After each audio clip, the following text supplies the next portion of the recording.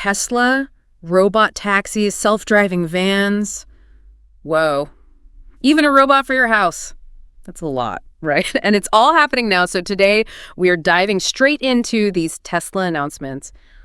What do they really mean for the future of how we're all getting around? Well, we've got the tech, we've got the possible benefits, and we've got the potential challenges. A lot to cover. Okay, let's start with these robo-taxis, because Tesla just unveiled this cybercab and get this $25,000 price tag. It's a bold move. It's not just a number. It's a statement, and it tells me that they are really serious about making this happen. Yeah, I mean, imagine hailing a cab cheaper than owning a car. That drives itself. That's wild. It is pretty wild. They're really pushing this idea of time regained with these self-driving cars. Yeah. Your commute becomes work time or relaxation time. No more stressful driving. Right. And all of this, it's bigger than just cars. They also revealed, and this one's interesting, the RoboVan. It's self-driving. Up to 20 passengers. Oh, yeah, the RoboVan. I mean, it's like their answer to public transportation. But have you seen this thing, the design? Bold. Yeah, let's say it's a choice. But we can debate the looks all day. What's really important here is the sheer ambition. If they actually pull this off, RoboVans, that's buses done differently. Public transit, totally different ballgame. That would be huge. But, I mean, are our cities even ready for something like that? I mean, the streets, the way everything's set up, it's all built for human drivers. It all has to adapt, too. So this isn't about just building a self-driving van. It's about rethinking how transportation works at like a fundamental level. Yeah. We have to understand the tech. This full self-driving system, or FSD, it's powered by all this data collected from every Tesla out there, millions of them. Right. It's like this massive AI brain, and it's always learning from all the cars all the time. But, and this is the part I don't get, they're not using LiDAR, which it seems like every other self-driving company is using. Wow. It's a different approach. Those companies are using LiDAR, lasers, 3D maps, but Tesla's going all in on vision. So cameras and AI. It's ambitious. Their argument is that with enough data, the AI can learn to see the road better than any LiDAR system, recognizing patterns, predicting what other drivers will do, all in real time. Okay, but how? Help me out here, because honestly, I still struggle to parallel park sometimes, and that's with me actually looking. Think of it this way. Every Tesla, every drive, it's all recorded. Turns, lane changes, pedestrians, all that visual data gets fed back into this giant neural network. Millions of hours of experience, every road condition you can imagine, sun, rain, snow, even crazy drivers. It's all going into the system. They're saying that's the key. The data is the thing that makes this vision-only approach actually work. They're pushing the limits, no question. Yeah. And yeah, there are real concerns. Safety is one, of course. But also the rules around all this, they're still being figured out. And then there's the bigger picture stuff. Like, what does it even mean to have AI making life or death decisions on the road? It's complicated. Yeah, it really is.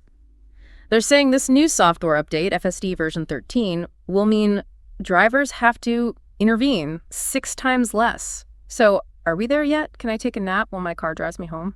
Asking for a friend. Let's hold off on the nap for now. Look, 6 times less, it sounds impressive on paper, right?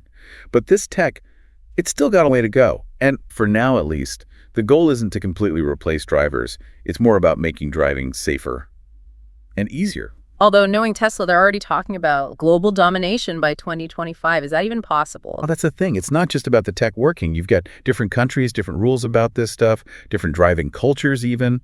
What flies in California might not fly in, say, Tokyo or Paris. So it's like a cultural hurdle, too, not just a technical one. Totally. To make this vision of self-driving everywhere a reality, they need the tech, obviously.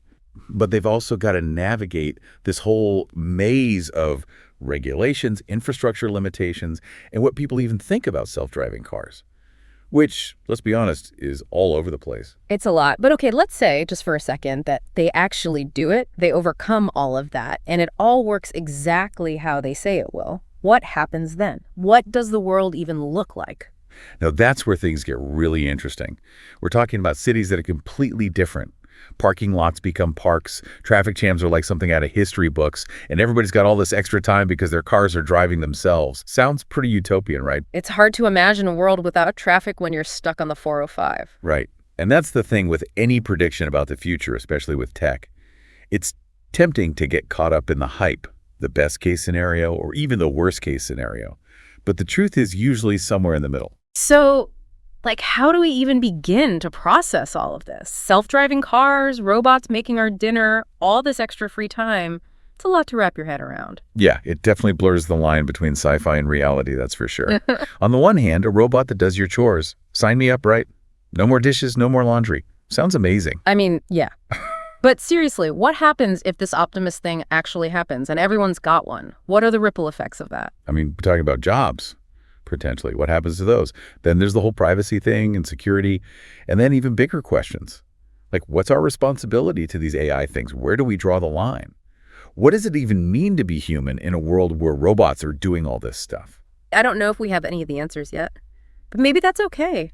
Maybe part of figuring out this whole new world is just admitting that we don't know everything, asking the questions, even if they're uncomfortable. It's about more than just the future of transportation or even the future of technology.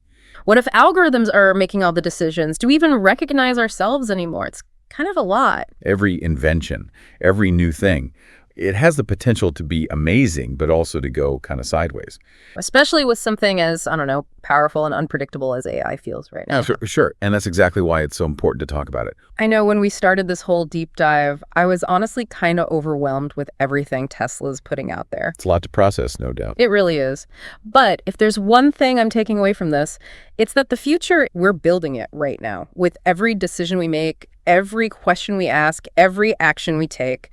I couldn't have said it better myself. So instead of just being along for the ride, we can, I don't know, grab the wheel a little bit, steer things in a direction that works for everybody. That's the goal. Yeah. And hey, maybe along the way we can convince Tesla to, reconsider that RoboVan design a little. That's a whole other episode. Exactly. But seriously, this has been great. Thanks for breaking it all down. Happy to be here. One thing's for sure, the future is going to be interesting.